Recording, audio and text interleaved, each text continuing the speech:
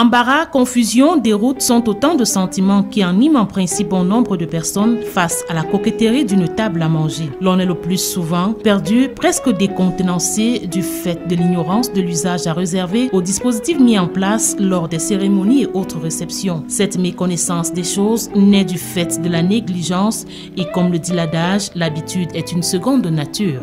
Le couvert à la maison, ce n'est pas trop exigé. Parce qu'avec les petits-enfants, même avec mon mari, il n'est pas très exigeant. Quand j'essaie même de vouloir ranger la table et mettre le couvert, il me dit apporte-nous ce qu'il faut manger rapidement. Et nous sommes petits, on mange le plus souvent avec des mains. Le premier réflexe, si on est avec les gens, on essaie de voir ce qu'ils font ou bien de copier. J'arrive devant une table cressée déjà.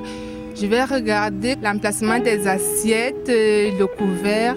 Est-ce qu'il est bien mis ou pas? Je me retrouve aisément. Que ce soit pour les repas de tous les jours ou pour les grandes occasions, le dressage d'une table est un élément capital pour un repas. Il participe au climat convivial, permet de saliver et même d'exprimer toute l'attention que l'on porte à ceux qu'on invite à table. Tout commence par le choix des nappes. Si vous recevez la famille, cette couleur fera un malheur, dirons-nous.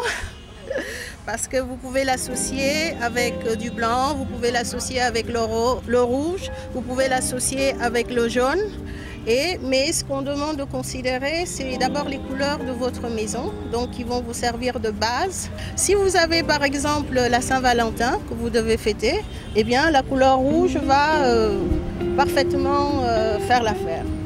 La couleur crème est une couleur qui s'associe avec tout. Si vous fêtez un baptême, que ce soit une jeune fille ou un garçon, vous avez le bleu, le rose. Les anniversaires de jeunes filles ou les anniversaires de grand-père ou de grand-mère, on va aller sur des couleurs qui vont être des couleurs pastel. Si vous avez un dîner de travail ou un conseil d'administration, vous avez ces couleurs qui sont beaucoup plus masculines, qui font très très bien l'affaire et qui vont s'associer, vous le voyez, avec le crème, avec le vert. Enfin, du moment où vous créez le contraste, eh bien votre table est toujours bien mise. Viennent ensuite les différentes occasions. Là, nous sommes sur une table de petit déjeuner qui est très simple. Nous avons une assiette au centre qui peut recevoir soit des fruits, soit une omelette, soit tout ce qui se coupe avec une fourchette et un couteau. Le couteau à droite et la fourchette à gauche et la petite cuillère pour le café, le thé au centre. Ici, vous avez le petit ustensile pour le beurre, la théière. Là, nous sommes sur une table de restaurant simple. Des verres comme nous les avons là avec cette bouteille de vin. Nous devons la servir dans ce verre ballon. On a dit en le versant dans le grand verre. C'est pour que ça soit plus oxygéné et que nous ayons la possibilité de regarder le humer et après d'amener vers la bouche. Ici, nous sommes sur un verre ordinaire. C'est sur la différence de son que nous allons pouvoir savoir que c'est un verre ordinaire.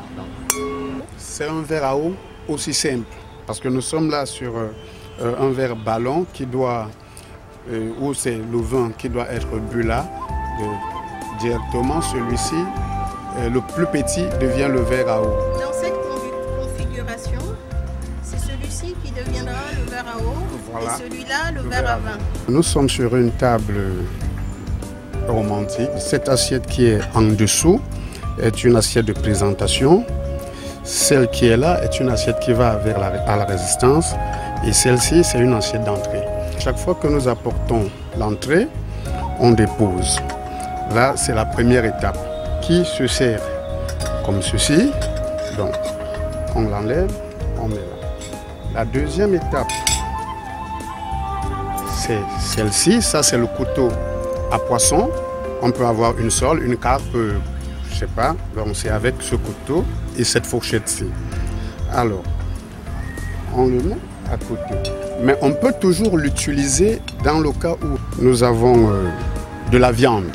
Alors, on peut reprendre ça, mais sans toutefois utiliser le même couvert.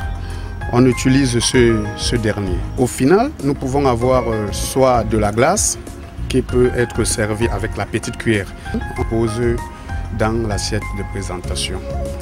Ce verre est un verre à vin blanc ou en rosé. Celui-ci, c'est un verre à vin rouge et là, c'est un verre à eau. À la fin, c'est la flûte à champagne. Là, nous avons l'assiette à pain. Comme vous l'avez certainement remarqué, la mise en place d'une table à manger est tout un art avec des règles à respecter. Ainsi, chaque fois que vous vous retrouverez devant une table bien dressée, souvenez-vous que chaque élément de cette table a une fonction bien précise et il faudra l'appliquer.